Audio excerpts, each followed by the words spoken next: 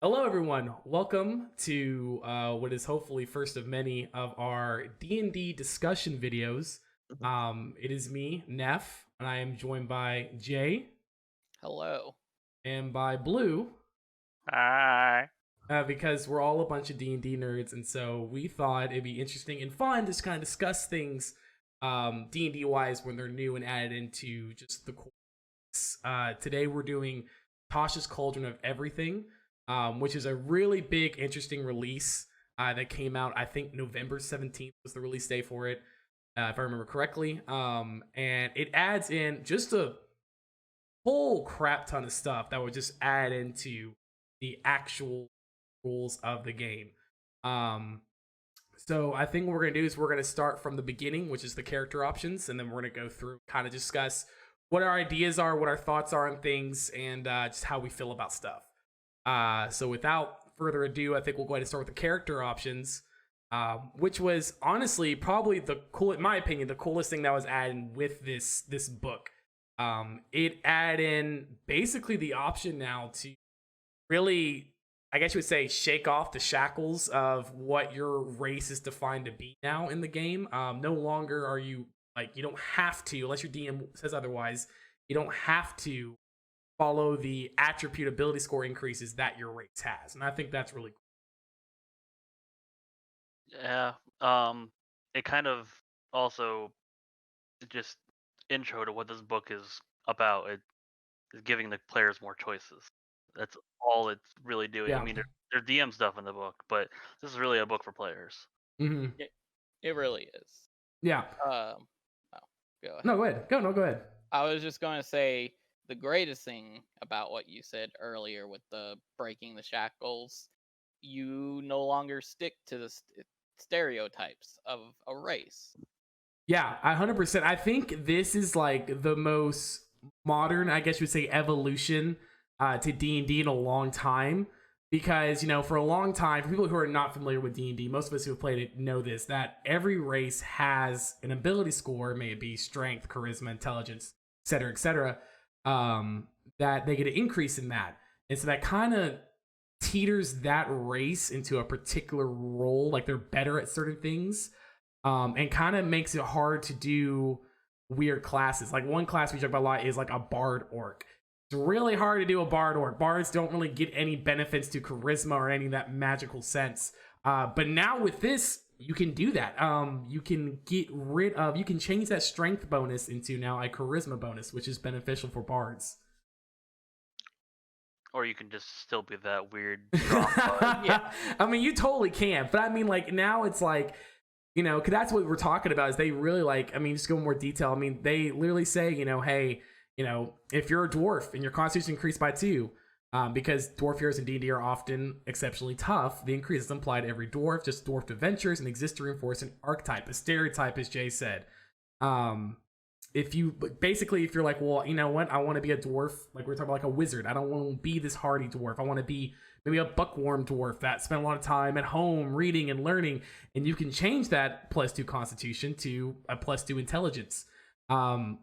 This is, to me, again, this is really, really, really a really good addition to the rules, because I like to just be crazy with my characters. I mean, for example, my recent character, Lennox, is a Leonin, and he's a druid, and nothing in the Leonin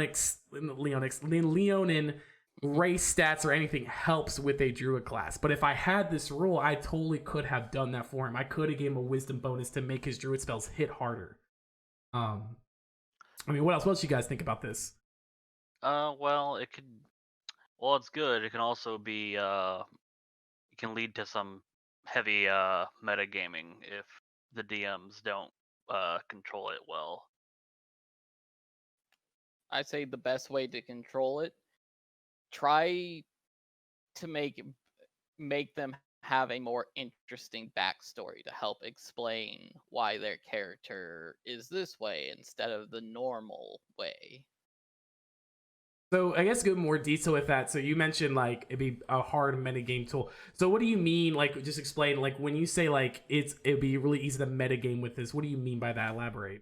In other words, the players that just make characters to be powerful rather than making a cool character, they just want to be well, the term's called a munchkin or a power gamer.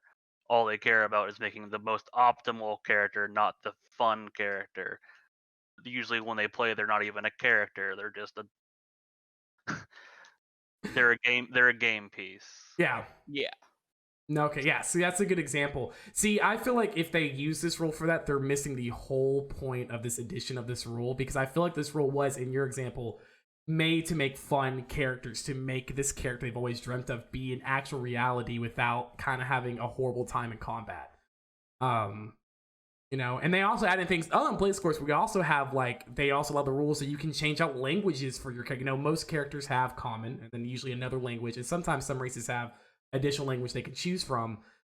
This one actually allows you to switch out the language. You know, they allow you to switch them out for other ones. They switch out proficiencies. There's a rule for that. Maybe, you know, there's something, maybe there's a certain weapon style your character's really good with, but it doesn't really match what you want your character to be good with, and you switch it out for another one.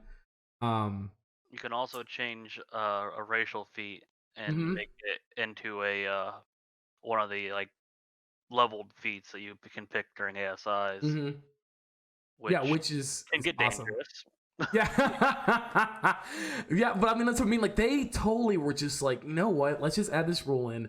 And it totally is have just free will over what you want this character to be.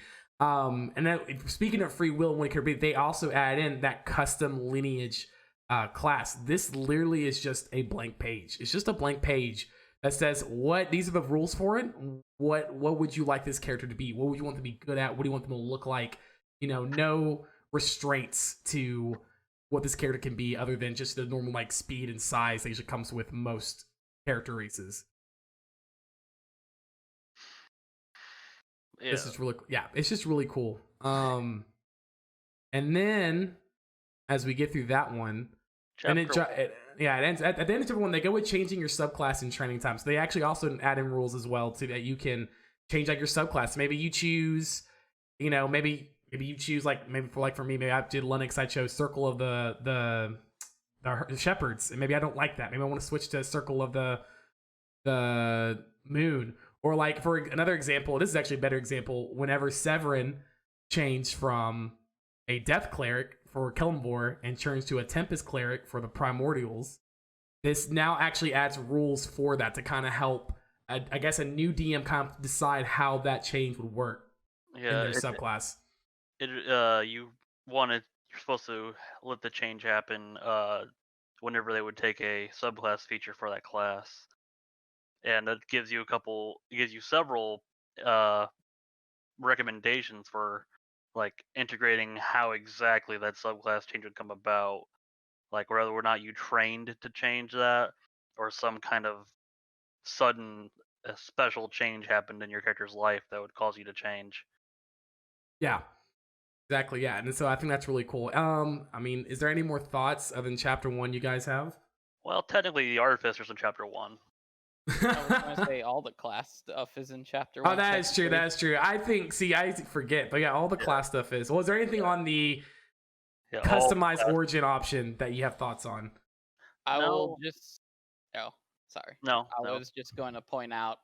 We kind of skipped over it, but it's the same as what we mentioned with the subclass stuff. If a character or if a player feels like their character doesn't really or isn't really, like, using a skill, or they feel like it feels odd that their character would be proficient in a skill, they always have the option to change it as well now. Yeah, that was a good thing to point out. We discovered that. Yeah, I think, again, like, they just totally were like, you know what? Let's just have fun. Just make what you want. Show us what you make, because there's no more rules. There's no rules.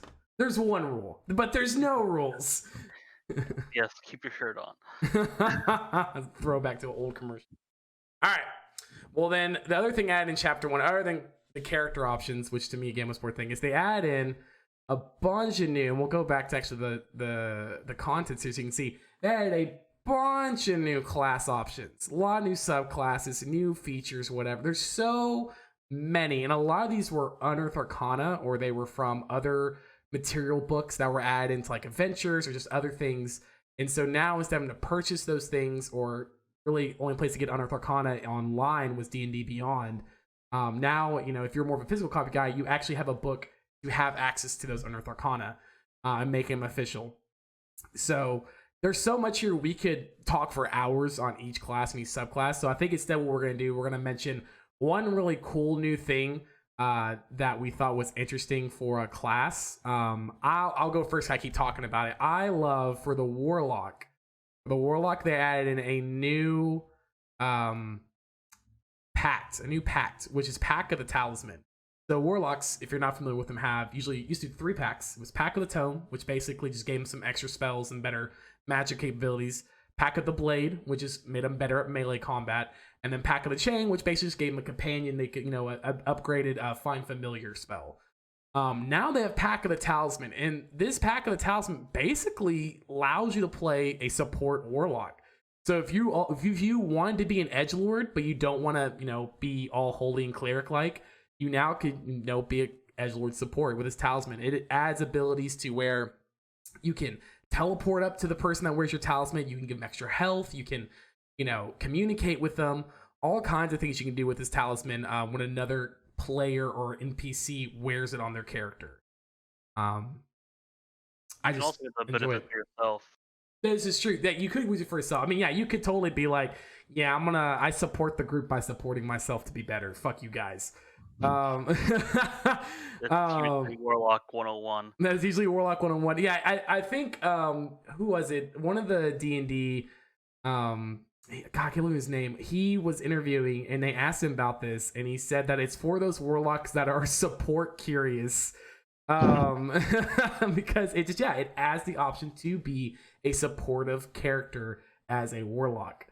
Which is interesting because the two new subclasses that they had for Warlock are also both kind of supporty. So they added some. Since you touched on that, we'll go real fast. We won't go in detail, but they added the Fathomless, which before Unearthed Arcana was called Lurker the Deep. I actually play one of these right now. They changed a little bit to what I was used to when I was reading Unearthed Arcana, but I still really enjoy this class. Basically, just a ocean kind of area controlling warlock, and then they added the Genie. Which has been Unearthed Arcana forever. Like, I actually thought this was official forever. It's been in Unearthed Arcana for so long. But it is now official, which really the best thing about it is you get the Wish spell as a Warlock, and everyone knows what chaos you can bring with that. You can also give everyone a short rest in 10 minutes inside your little bottle. Oh, that is true. You do get like a little home you can get to. Yeah, there's a number of shenanigans you can get up to with that bottle. Just be like, hey, you know what? Let's all go in here. I know we're like in the middle of a battle. I'll just jump in my little vessel here. Any thoughts you have, Jay, on anything Warlock while we're here? Warlock? Honestly, I like everything that you brought up. I will say I was a little disappointed with some of the changes they brought to the Fathomless. Yeah, not gonna lie. Compared with Arcana, I think they just were trying to make it more fair, I guess. One thing they changed was like, cause I was looking, they used to have a spell. I think it was a level 14 spell, was you could like teleport to anywhere you've been within 24 hours, as long as within a 100-mile radius. And now you can only teleport to bodies of water. It's like, I mean, man. that makes sense for the class. It makes sense, but I was like, man, we could just be like, all right, you guys ready to go home? Cool, And let's just go. Let's I get will out of also here. point out that feature also had a secondary thing it used to be able to do, which was more offensive, which is now completely gone. Completely gone now. Yeah, that's fine. I still enjoyed it. I'm still excited to get in the higher levels with this character. In another one of our adventures so I guess we'll go. So Jay, what about you? So what's one new thing you find interesting about any of the classes? I'll point this out before I go into the thing Okay. I like. So a lot of spell casting classes got a new thing where at the level where you would get your ability score improvement, you could also change out, I think it was a cantrip, if I remember correctly. Yeah. Why I'm bringing this up is because one of my favorite new features the wizard gets, which lets them like switch out a cantrip on the fly. Basically, every time they finish a long rest, you can replace one of your cantrips with another one. Yeah, Why I right like here. it so much is if you feel there's a cantrip that you just never utilize or you just don't like anymore, you're not stuck with it. Yeah. I mean, I also think just the ability to be like, because I mean, wizards. So if you don't know, wizards are one of the few classes that are prepared spell users. Basically, every long rest they can switch out. They have a bigger list of spells. So they choose each day what they get to use that day. With that wasn't an option for cantrips, but now with this, it basically is an option now for cantrips. There's some good cantrip spells. Cantrips usually are not offensive. There's a couple really good ones, but more of them are more gimmicky. There's a good mix because cantrips are supposed to be the wizard's, well, a spellcaster's version of a basic attack. Yeah. Warlock's best friend, because Warlock, God bless them, have no spell slots. In fact, every class, I mean, has this thing. In a way, wizards just better, but yeah, it's not Wizards just definitely has a spellcasters. bigger buff. Not just spellcasters. Most of the martial classes will have at second level or sometimes first level. It's usually second level. They get to choose a fighting style. Usually, you choose a fighting style and you're stuck with it. But now they have a bonus option that at an ASI they can change their fighting style to another fighting style. Yeah, which is really good. So what he's talking about, if you don't know, is that you choose a fighting style that basically makes you proficient in a certain weapon, or like you could do shields, or you could do like dual wielding. Maybe you're better at one-handed weapons, two-handed weapons, so on and so on. And so now, you can switch that out. Good example. In another session we played, I had a character who is now dead. That I took two weapon fighting, which is you dual weapons. And then how things happen in this homebrew campaign is that I was stuck with just using a one-handed weapon. And if I tried to use another weapon, it actually hurt my character. So now two weapon fighting was completely useless for me. I had no reason. So having this rule before I die may have actually helped me. So I think that's a really good addition as well. I think that makes sense because your characters, I mean, unless you're just playing, like you said, like people who are just like, I'm here to fight and that's it. But really, even then, like if you're here to fight, your characters evolve over time. And, and it's like, I think this just makes it, these rules they've added in, it just makes it more realistic that your characters do evolve and become something different later on. They go through things. And I think it's just a great storytelling RPG mechanic to add these rules in there. That was a good one to bring up, Jay, and that was a good thing to add that on as well, Blue. Is there anything else, Jay, about the wizard you want to talk about since you brought up wizard? If we're going over this, I just took a look at it again. Mm-hmm. I noticed with the blade singing they brought back into this book because it came from another source. They actually updated it so it's no longer restricted to elves. Mm-hmm. Yeah, that's a good point. Yeah, blade singing. I think was it Eberron was the book? No, that was Sword Coast Adventurers Guide. Sword Coast Adventure Guides. Okay. I am kind of surprised that they did that to that, but the Battle Rager was also in there, and that was locked to dwarves. Mm-hmm. Yeah. So I'm surprised they bring that into here and took the dwarf restriction away from it, like they did with the blade singer. Blade singing. Yeah, I see. These are two subclasses I'm very unfamiliar with. So. Well, no one uses Battle Rager. Maybe that's why there's like no one cares. That one guy who wanted to be a Battle Rager gnome is now like, hey, this was my chance. It's just not that great.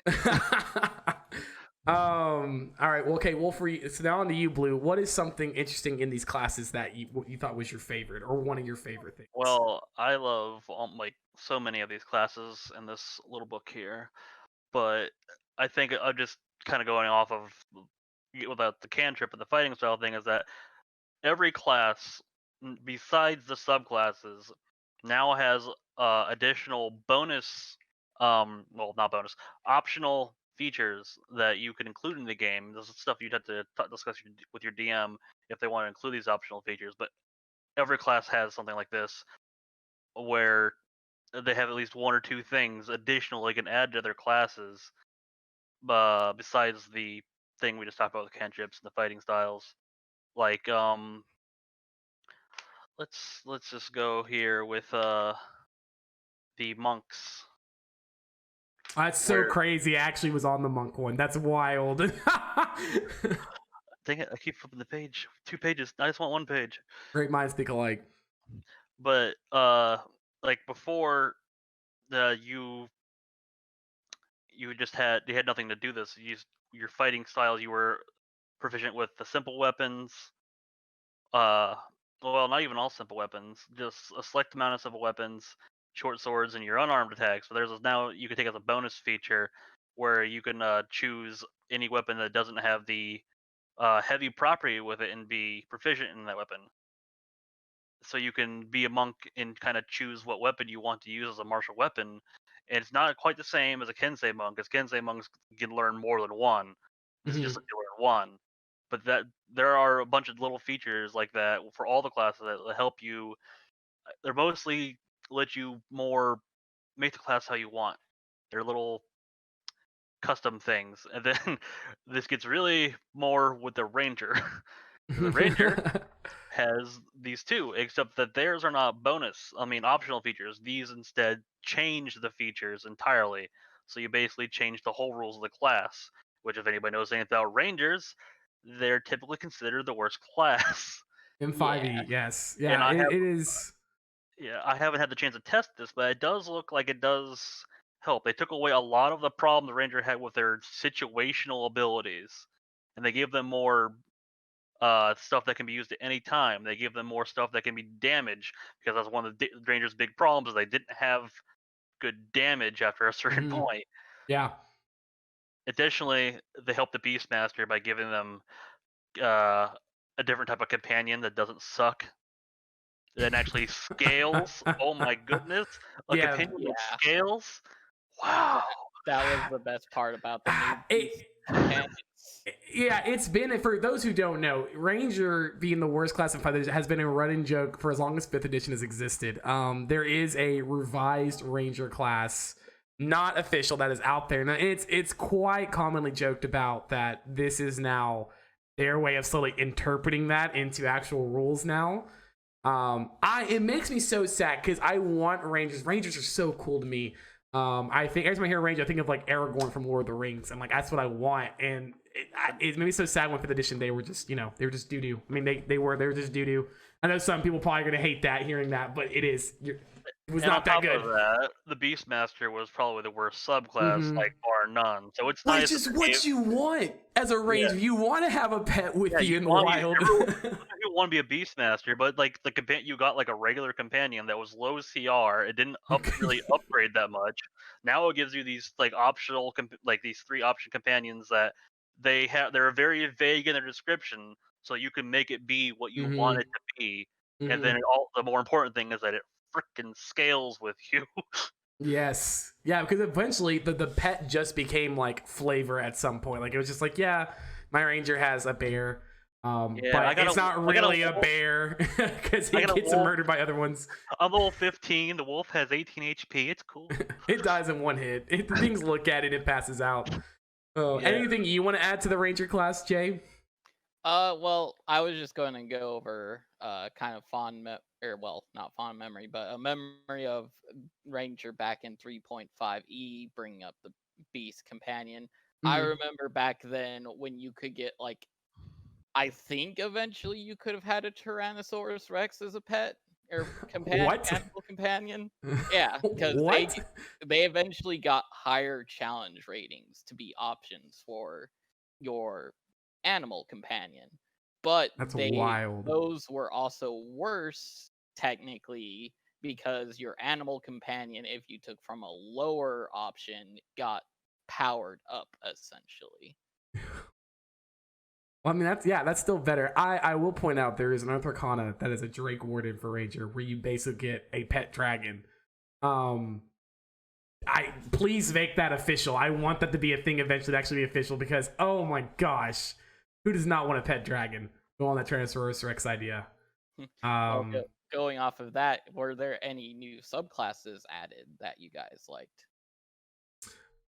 Here you go first, Blue. You went last this time. For the Ranger, or in general. Oh, there are quite a few that I like. I think one of the ones that I probably like most are the Peace Domain cleric and the Way of Mercy monk.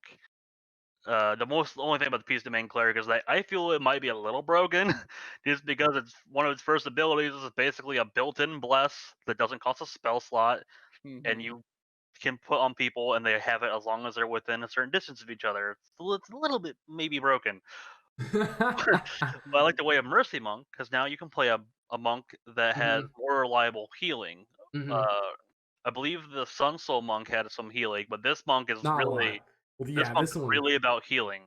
It's they punch you to heal you. Yes, I'm gonna say it says hand of healing. I like to imagine the monks just like, what's Yeah, that? I yeah, feel they better have. now. Oh, Yeah, I mean, they're that's how basically based Wild all Ones do. around the hand of healing and the hand of harm. So basically, they can when they do a strike, they can use a key point to make that strike heal person with their martial arts die, or make it do extra damage on top of their martial attack damage. That's necrotic. So that's their Way of Mercy. They are merciful by either healing or ending your suffering. That's the idea. And I just really love eventually they can turn their flurry of blows into a flurry of healing. So you yep. beat the crap out of someone with heals. Hell yeah. It's great. Okay, what about you? What about you, Jay? What since you brought up what's So, a subclass you're really excited to see added on in this? I discovered it a little while ago while doing stuff for one of the campaigns I'm running. Anyways, the Circle of Wildfire for the Druid. I Mm, really like how they use fire to heal. that's another one I really like. I almost forgot about because I want to They, play and they that and they actually. also get a wildfire spirit they summon as Yeah. well. They get to summon fire to fight Oh, on their side actually, as well. I just want to point something out real quick about the druids in this, like Mm-hmm. three Mm-hmm. subclasses for druids. Mm-hmm. All three of them have a thing where they can do something else with their wild shape besides making it Oh, interesting. besides shaping into an animal. They can do something else, like with the wildfire, which I'll probably describe right now. Yeah, with the wildfire, you essentially can summon a fire elemental instead of Mm-hmm. shape into an animal when you use your wild shape. And this thing, I think for the most part, takes your bonus action to do stuff, but can be used as an additional thing in combat to fight with because it has a ranged attack. It allows you to swap places with it, which is also really cool. Yeah, it's Well, awesome. if I remember, actually, it teleports people. Did it Yeah. change it to The teleport? Yeah, spirit, yeah, fairy teleport says the spirit in each willing creature of your choice within 5 feet of it teleport to 15 feet to unoccupied spaces you can see. and then it Then does. each creature within 5 feet of Yeah, the space that it teleports to, or that it left from, yeah, must succeed on a dexterity saving throw Yeah. against your spell save and take 1d6. So basically, it's Thunder Step, but Change fire. that. yeah. It's a weak thunder step. It's still awesome as hell because that's It's so still cool. because imagine you're in the back line and you have like let's just say like a fighter that's gonna beat on, he's low, you can send your spirit in to come in, grab him and just eat out real fast and everything around him. Also, when you summon it, it does 2d6 fire Yeah. around to 10 feet around Yep. it. So you can. It's like a quick like whoosh, fire blast when it summons. Yep. It's really cool. Well, I feel like a fool now because they definitely changed that. Yeah, from well, Dark like I said, Yeah. we were talking about like the Fathomless, but they changed the name of that completely Yeah. too. They definitely made some of these new Unearthed Arcanas that are now official. They changed things to balance them more. In the Unearthed Arcana version of it, did you eventually get the ability to cast your spells from the Wildfire Spirit? I don't remember. Do you? Because it can do that now, and that can be pretty powerful. Yes, it can. Yeah. Because you can you have a short range spell, and you're like, okay, I'm gonna hold my action to cast the spell from my pet, and then on its turn immediately after, you move the thing because you can move it without the bonus action. And then you trigger your held action to cast Burning Hands on somebody that's like 60 feet away from you. It's really good. Deadly. Yeah. It's very deadly. I think they might have gotten rid of that too. I was going to say I think there was a limit to how far it could be away from you, but I'm not. There They might got rid of that. there might be, but either way, you could still have it further away than certain Yeah. Yeah. touch spells and short range spells. Like it's real strong. Yep. So for mine is probably because this is actually, if I ever played a fighter, and I've already decided if I play fighter, I was gonna play a Rune Knight, which is now official. I've noticed I always like to pick Unearthed Arcana classes, so I'm glad a lot of these classes are now being added officially. Rune Knight essentially are just runesmiths that use stone giant magic to imbue smith runes into weapons or armor to make them do special things. There probably is better fighter subclasses, but I don't know, just the idea of being like, hey, you know what, I'm just a magical blacksmith here to make, like, basically not an artificer but also like, it's like a weaker artificer in my mind. I'm thinking about it now because I mean literally the idea is you're putting runes on stuff. I think theirs only goes on weapons and maybe I think they only go on weapons. They might go on armor. I think the Unearthed Arcana had armor. They may have changed it off. Well, don't forget the other thing you can do. They got the runic shield too. You can get real big. Yep. You got that because you get the great stature. Yeah, sorry. At higher level, like at the first, you get it once, and it lets you basically turn to a large creature. But then later on, you can turn to a huge creature. So it's just cool to me. I like the idea of that. It does allow armor. The object, it says object, and to be eligible for the object, it has to be a weapon, a suit of armor, a shield, or a piece of jewelry. Okay. Okay, so there's different runes that do different things. Yeah, there's like cloud. They're basically based on the elements: cloud rune, stone rune, frost rune, fire rune. They all have different things. Like for example, cloud rune. While someone carrying the object with the rune, they have advantage on dexterity, sleight of hand checks, and charisma deception checks. And then whenever a creature within 30 feet is hit by an attack roll, you can use reaction to invoke the rune and choose a different creature within 30 feet of you, other than the attacker, and make that new creature the target of the attack. Yeah, all the runes have a passive effect and then an invoked effect. So so that's why I like the idea, because I already have an idea of making which now with the new personalized origin thing, I could make a half human, half giant, which is basically a Goliath, but I don't want to be Goliath. But make that thing and be this class. So that's just something I thought was really cool added in. I hate to be an ass, but those runes are based off giants, not elements. I know. Elements. I was either say elements but you are right. They are based. It's all giant magic. It's based on giant magic. Giant rune magic. I think also you get to have a certain amount of runes equal to your proficiency bonus. Yeah, basically you can put as many out. And I think eventually you can do on because the whole idea eventually is that not only can you do it for yourself, but also for your party members and help them out. But yeah, I think it's every long rest you can switch them out. I'll have to go back and read them. Going off what I know, what was the original Unearthed Arcana rules, I knew that was the thing, is every long rest you could switch out what runes were on there, and so give people different things. And all the invoke abilities of the runes have some kind of cooldown too. I think they're either once a turn or a short rest. But yeah, I mean, guys, there's a lot of things added in with this class, and like I said, we can go on for hours just talking about all the different cool things. All this shit is just cool. I think everything they've added in for these classes is just amazing. But we're not gonna go into that for too long. So we're gonna go into now chapter 2, which is now starting to get into more DMing things, but it's still good to go over it with, just so you know what's in this book. We're going into group patrons, which isn't warlock patrons. When I saw this, I thought we were about to make warlock cults. I thought that's what this is about to be. We're about to have patrons for a group of warlocks, and we're all in a cult together. But no, it is, which I mean, still could be a cult technically. It is a criminal syndicate, guild, merchants guild, warrior mercenary group. Just to give an example, that a bunch of players belong to, and basically it just gives DMs kind of, some rules to how to do that. This is something I think a lot of homebrew DMs have already done.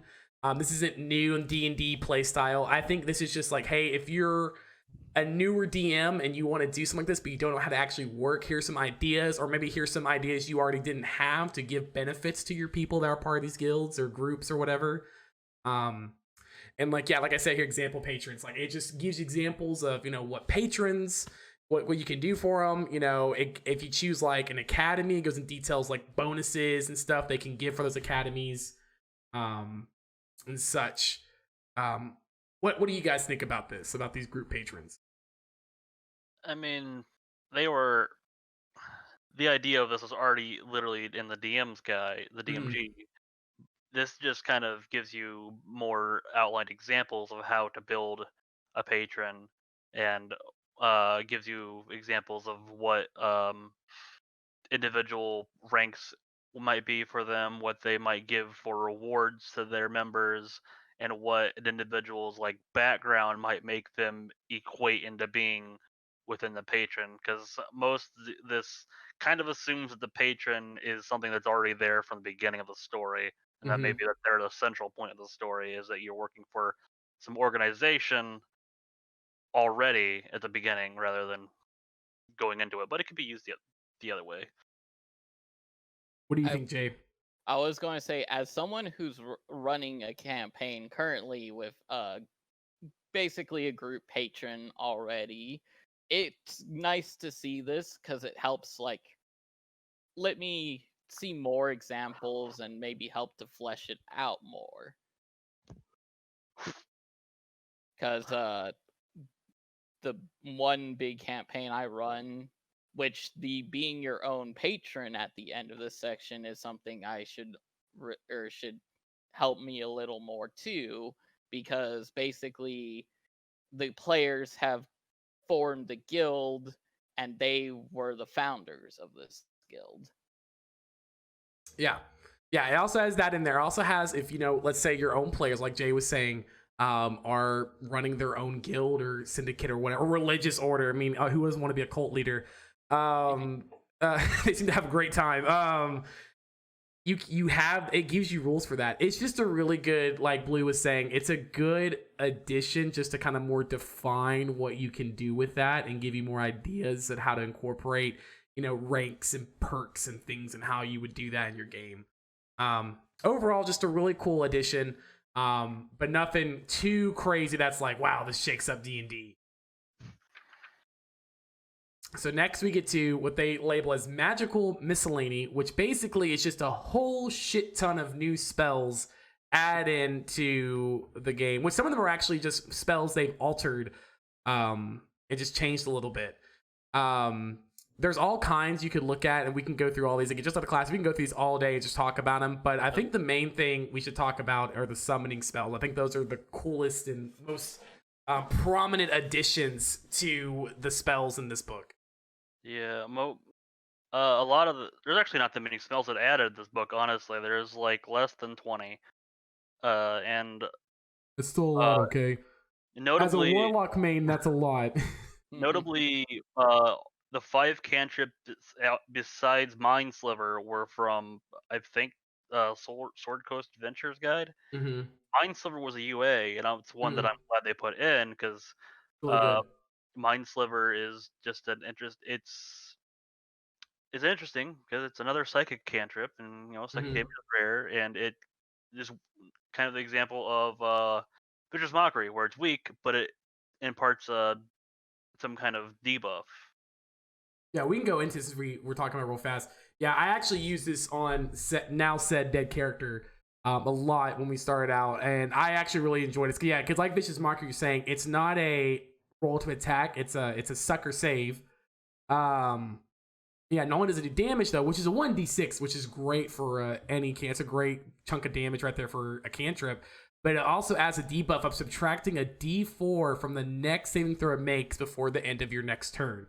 So, you know, if you're working with your teammates and you know your teammate has that spell that they're going to have to try to save against, like Fireball or Lightning Bolt or something like that, you can add that on there and make them have even better of a chance of getting hit by it. Yeah, and then obviously the other spells, I mean, all the other cantrips have already existed, and there's nothing really special to talk about them. There's not much special to talk about, honestly. Blade of Disaster was from Rhyme of the Frost Maiden, and I know that's it's basically a super pumped up magical summoned sword, and it's level 9 for a reason. We're not going to talk about it because they added quite a few like I think 7 different summoning spells, which they all kind of work the same, but they're still cool because honestly, a lot of the summoning spells in 5th edition were a bit lackluster outside of the ones that summon demons, which even those had the problem with the fact that usually the demons on the devils didn't actually listen to you. But this allows you, like, the things you summon, it kind of works like the Beastmaster's new companion. They are very abject, like the summon fiend. It You summon a fiendish spirit, and you kind of choose from a couple of things that it's kind of basically like whether it's a demon, a Yugoloth, or a devil. Then you kind of describe what exactly it looks like because it's abstract. Mm-hmm. Summon it, and then uh you have more control over it than you did in both the other summons. Also, the summons scale by spell slots. You only summon one thing, but you can get more powerful the more spell slots you spend on it. Mm-hmm. Which is very useful. Yeah. Any So spell you want to talk about, Jay, or point out about right onto these? I mean, well, I guess I can bring up one. I kind of like the Spirit Shroud spell. It's a nice, like, new way to protect oneself. So I'm just taking a quick look. Yeah, it says you can call forth spirits of the dead, which fly around you, and for the spell's duration, the spirits are intangible and invulnerable. Until the spell ends, any attack you make deals 1d extra damage when you hit a creature in 10 feet of you. Might be different than the other one I was thinking of. Oh, well, rip. This damage is radiant, necrotic, or cold, so you can choose the kind of damage you want to do, which is very nice. And then any creature that takes this damage can't regain hit points till the start of their next turn. In addition, any creature of choice that you can see that starts its turn within 10 feet of you had the speed reduced by 10 feet until the start of your next turn. Yeah, it's a 3rd level spell. It had a duration of 1 minute, which, I mean, in combat is more than enough time to do stuff with.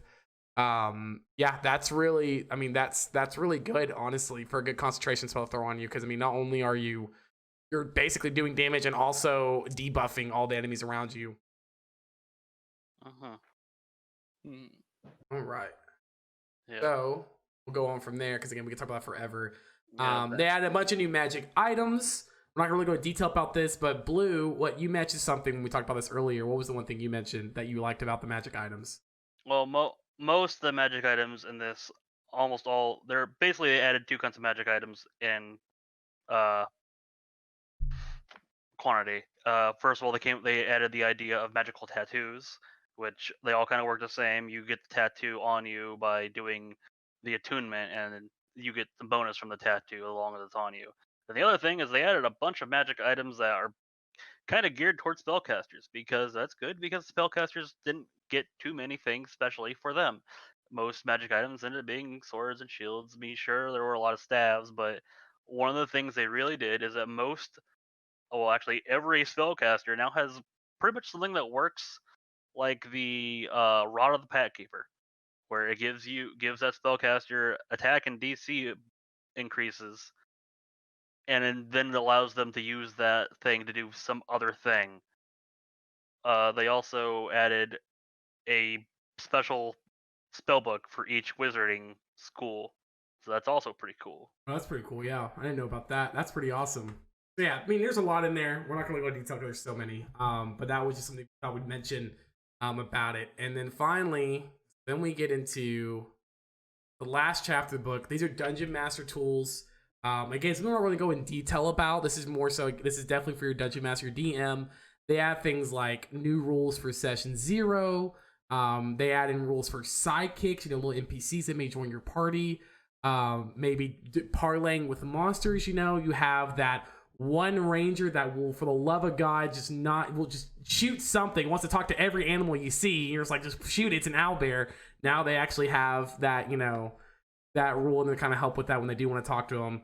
And then just add some new, environmental hazards like supernatural regions, stuff like that. To do with it. I don't really DM. What do you guys think about all this stuff added into for the Dungeon Masters tools? Oh, I guess one thing we'll add real fast before we do that. They did add in puzzles These are basically just to give you an idea of things you could add to your home campaigns or adventures, just to give you some puzzles that if you always want to incorporate them but didn't really know how to start making a puzzle for your group, they now actually have that in a book for you to use for your sessions. But yeah, I don't usually DM. So you two guys, what is something that you really like? What do y'all think about these tools and how how do they help you DM your game?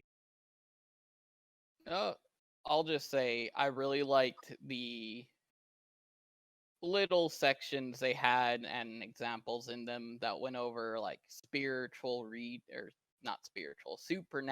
regions, magical phenomena, natural hazards. It was really nice seeing that because it's a way to make the environment also hazardous with Mm-hmm. and shows you examples of how you can go about doing that. Yeah, they had the DMG has some environmental hazards, Yeah, but this has a lot more environmental hazards than what the DMG offered. Mm-hmm. So that's cool. It's pretty good. I The will pu- add on, being a player. I'll add on real fast that yeah, I think these are nice because instead of fighting dire wolves for the 10th time in a row of trying to travel to one place, you can now actually break it up with these new interesting puzzles or hazards on the way. Um, yeah, I'll add yeah, that. Definitely has some flavor to it. I mean puzzles. I mean most DMs will try to do a puzzle. I mean some of us are not good at creating interesting or very hard puzzles. So the puzzles are definitely helpful for DMs that are like, I want to put a puzzle here to block the progress, but I can't think of a good puzzle. Take this book, read a puzzle, change it to how you want for your thing, and there you go. There's a puzzle. yeah, Honestly, though, out of everything for the DM stuff, I think the coolest part is the sidekicks agreed. because it basically allows you to give the party another like a a non-player character that levels with them, but is also not as strong as them. So because So you don't have to worry about the party being too strong because you gave Mhm. them their little kobold friend that's also a fighter. So now you have this extra fighter doing fighter levels of power damage. Instead, now you have this kobold that is, I think it's called a warrior is the sidekick for the fighting style, Yeah. and they can fight good, but they're not as good as a fighter. They're not as good as a barbarian. They're just helpful. So They're you just they're there to be your friend and help you out. They're not meant to pretty be the main star. They're just meant to help you out. They're not much meant to be gods on the battlefield. They're not supposed to carry your group. They're supposed to help support you. Yeah, they're not meant to overshadow the characters. They're Hmm. there as sidekicks. They are your Robin. They're not as good as Batman, but they are still better than the run of the mill. Uh, Dog. yeah, Beastmaster Ranger before this edition. yeah, All right. Well, I mean, really, that's it. So, yeah, that's everything. So in short, as a player, I really enjoyed this book. yeah. I think it had a lot. As a DM, what do y'all think about this book in general? It it offers more. This is really strongly to players, but as a DM, I mean, having my players have more options is always cool. And letting them actually not be restricted because sometimes a player wants to make a character a certain way, but the rules don't really allow it too well, Hmm. and you have to either sit there and think hard about how to balance it yourself, or not allow them and dishearten them. And it's like, hey, now there's a whole bunch of rules for allowing you to bend shit to basically whatever you want for the most part. I mean, the classes still have their restrictions on classes. I mean, that's kind of it's your character, is your class pretty much. You can't bend too far away from that, and otherwise it's free for all. You can be whatever you want. Everyone have fun, kids. Jay, what do you think? Um, I think the way I see this book, it brings a lot of options into a more regular place than having to own like 5 different books, as well as it's it's not it brings a lot of nice like additional thing or examples of rules that have been there, or people, as you mentioned before, probably have homebrewed, and it's nice to see this. Right. Well, Yeah. Said nice a lot there. it's okay. It's nice. It's nice. That's Jay's opinion. It's Yeah. nice. Overall, this is definitely a good book for any D&D player. Yes. If you care to own the books, Yes. like you should have, as a player, the handbook, Volo's Guide to Everything. Not Volo. Dang it. Xanathar's Guide to Everything. Yeah. Volo's Guide to the Monsters for the subclass. I mean, for the races. And then Tasha's Cauldron of Everything now as well. Mm-hmm. Yeah. Yep. Honestly, Volo's is debatable.